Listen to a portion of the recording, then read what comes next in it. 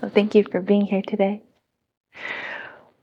The topic I picked today is, I feel like a big one, um, called love. But before we start thinking about, Valentine's Day and chocolates and red-colored teddy bears and hearts, that's actually not the love I want to talk about. The love I want to talk about today really speaks to when we sit in meditation.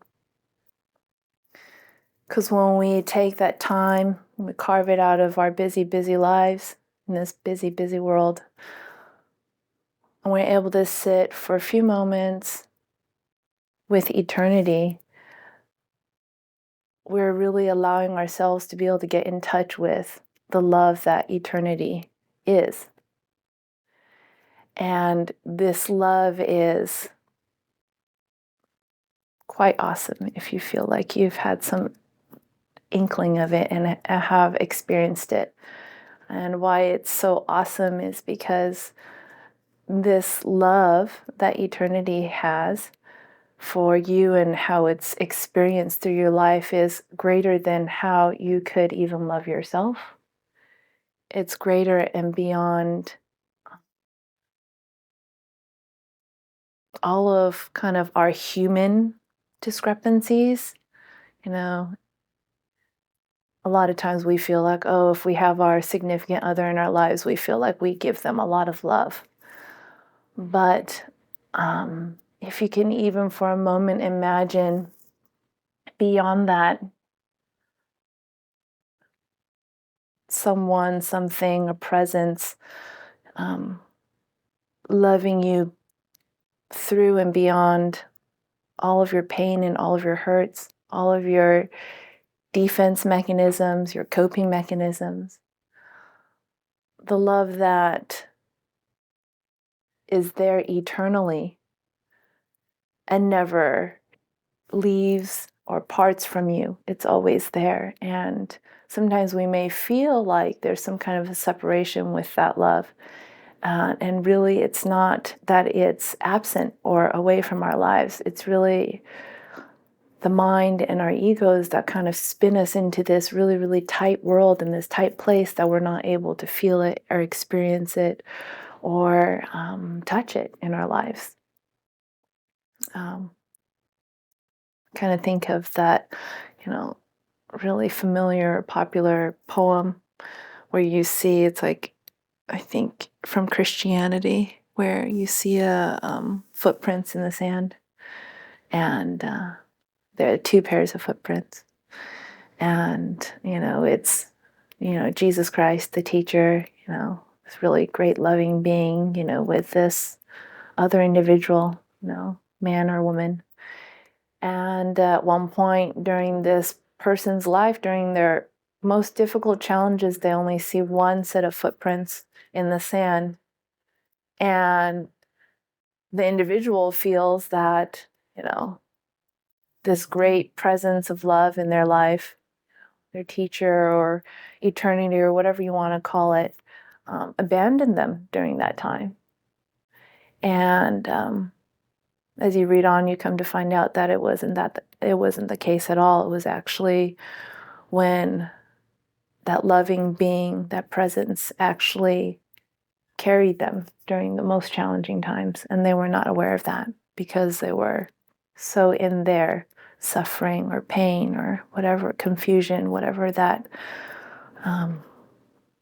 mind state is that allows you to kind of be so sucked into that world and forget about everything else.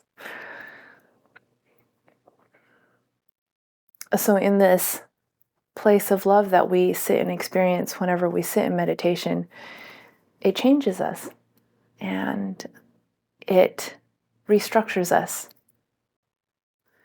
kind of on an energetic level.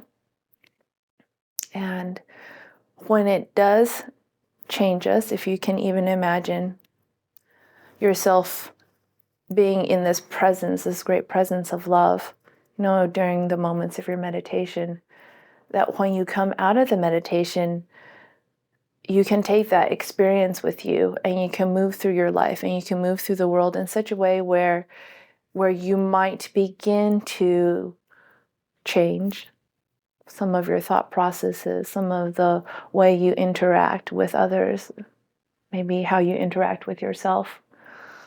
Maybe the language and the words that you speak to others becomes a little bit different and changes, and maybe the language and the thoughts that you think to yourself become a little bit different. And over time, when we practice this sitting meditation, sitting with eternity, it grows, and it develops this also love within ourselves. And of course, sometimes we fall on our faces, and of course we have some pains and oohs and ahs, and we kind of cry like little children, and we have to kind of pick ourselves up. But every time you get back onto the meditation cushion, there's peace there that you can reconnect with. And that peace is really important, especially in the world that we live in today. In such that it's not that you experience that love and peace that is beyond anything that we can describe in words and hoarding it for ourselves. It's not about, sitting at home meditating and like, I'm going to tell nobody about my meditation practice. I'm just going to be in my awesome, peaceful place and get so super high and happy. And when I go out in the world, I'm just going to be, covert about it. I don't know what the word is. That is not what I would suggest in how to approach the practice.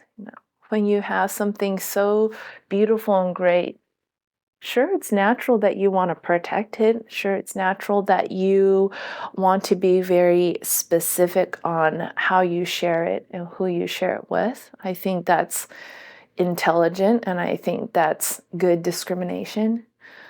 But then on the other side of this practice is not being on the meditation cushion and being out in the world. And especially in today's day, with the just times that we're living in, which is just this period of time, there is a lot of suffering out there. There's a lot of anger and violence and aggression. And because that is out there, it really takes the strength and the spirit of a warrior to be able to take this beautiful, amazing practice of your meditation out into the world. So if you're doing it in such a way with kind of a warrior spirit, it's not that you have, puppies and sunshine experience on your meditation cushion, and you go out and you tell the whole world, oh my gosh, puppies and sunshine. You might get a little run over. So it's just a little cautionary thing.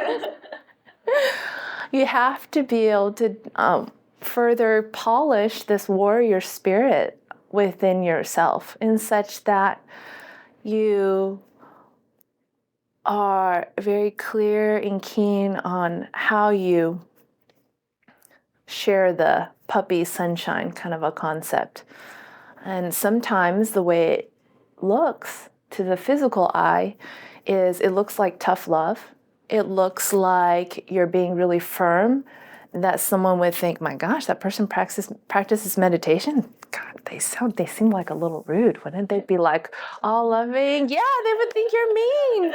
They expect you to let everyone cut in front of you or something like that. You're like, well, geez, if that happened, how do I get my shopping done? How do you get things done in your life? So it's a balance of really developing the love that you have experienced in meditation and putting it out into the world, into your own life, into your relationships. And that can be challenging, very challenging at times.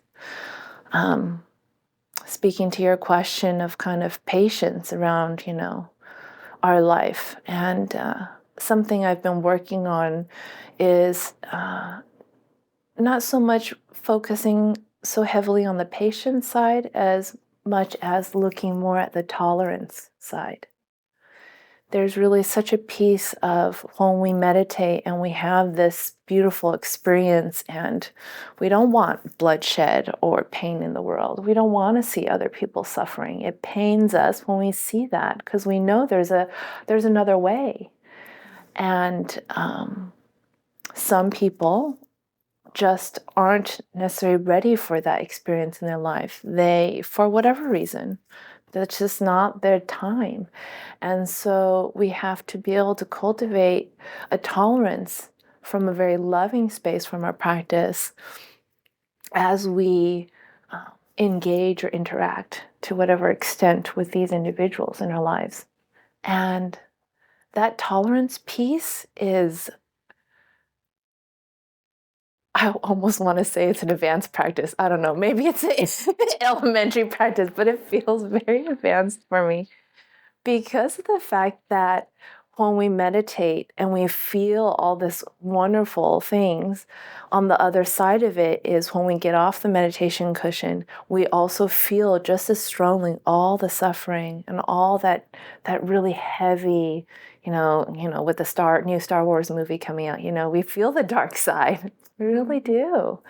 And so in feeling that dark side, and it's uncomfortable for us to experience, and it doesn't feel good, it's natural to want to alleviate that with, okay, just shine some light on it, and here's, pop a happy pill and then go on your merry way.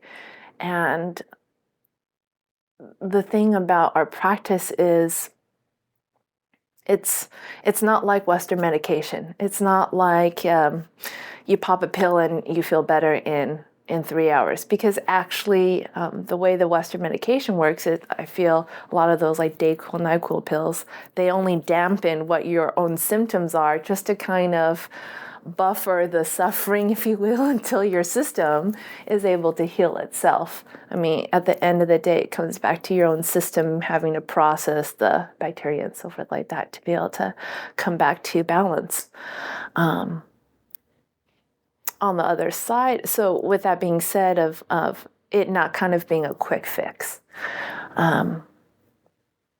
this practice is really a practice for a way of life. And a way of life isn't just one day, it's a whole lifetime and maybe multiple lifetimes.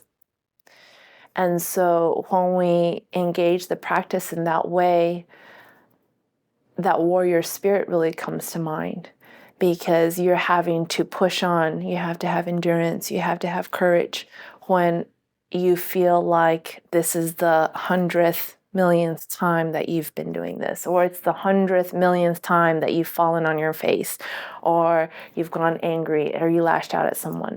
It's always coming back and having the courage to do that, to have the determination, the devotion, and essentially it comes down to the very, very root of it, the love that eternity has for you, that you also can strive to meet it, as best you can with what you have and where you're at. Any questions on that? That was like huge. Dump of information.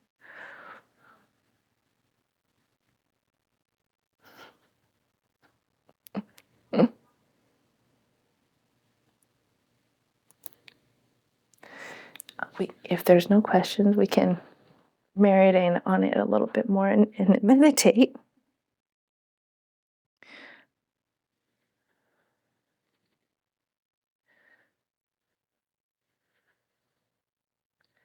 So when we take the time to tap into this awesome resource, this tool, this well of eternity and her love, it really allows you to kind of recenter yourself from the day, kind of zeroes you out so you kind of can start with a clean slate, also allowing you to kind of recalibrate from whatever maybe knocked you off center earlier and whatever interactions you had during your day. One of the many reasons that we practice, and so important, that when we do, it becomes like our anchor, for a little tugboat, when the waves get really turbulent. Gives you a really solid anchor to kind of keep you steady and allow you to weather the storm. And at the same time, it has the ability to allow you to don scuba diving gear so that you can dive into the oceans, you can go deeper, so you can settle down into the depths where it's calm, where even if the turbulent waves are happening and it's the perfect storm occurring on the surface, if you're able to dive a little bit deeper into the ocean's depth, there's peace and calm there. It's kind of amazing. Questions?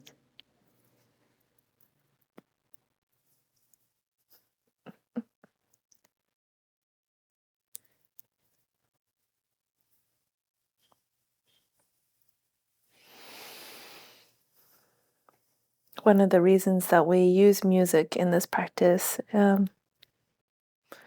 is, I would feel like, a tool that has been put into place because of the day and the age that we live in. Because it's noisy out there. It's getting noisier. So, like the parable, when a man who gets a thorn in his foot, from walking, you have to take another thorn to kind of wedge out the current thorn in your foot. Kind of a similar concept with regards to music. Form of noise. And the music is of your preference. If you're just kind of beginning your practice, you might want to start out with music that doesn't have words in it, so that you're allowed to focus on the music and the notes and kind of be able to notice when your thoughts are coming in during the meditation. Kind of, you can work with kind of pushing the thoughts out to give yourself that space. And then over time, you can bring in words and music that has things where they make you feel like you can dive deeper into that silent stillness. It's kind of an amazing experience. You have music that's noisy in the world that's even noisier outside, and all of a sudden, poof, there's a moment of absolute stillness and quiet just within yourself. And it's a cool experience to have, in that you become aware that it's possible and it's there, and that you have the capacity to tap into that yourself. And so just perpetuates this really beautiful, wonderful practice, cycle, path, whatever it is. Ah! Yeah, yeah. I was going on for a while, and I was like, well, I think this is just how it's going to be for the whole song. Okay. It was kind of part of it. It was interesting. Well, yeah, it's fun how you can kind of just trick your mind. It's like, it's all part of the music. Yes. Yeah. But one music of the world. Yeah. Very true. Very true. So thank you so much for coming today. I know it's not always easy to make it through the door. Life provides its challenges of ever more things. So thank you for coming, making space for yourself. This afternoon, we have our volunteer meeting.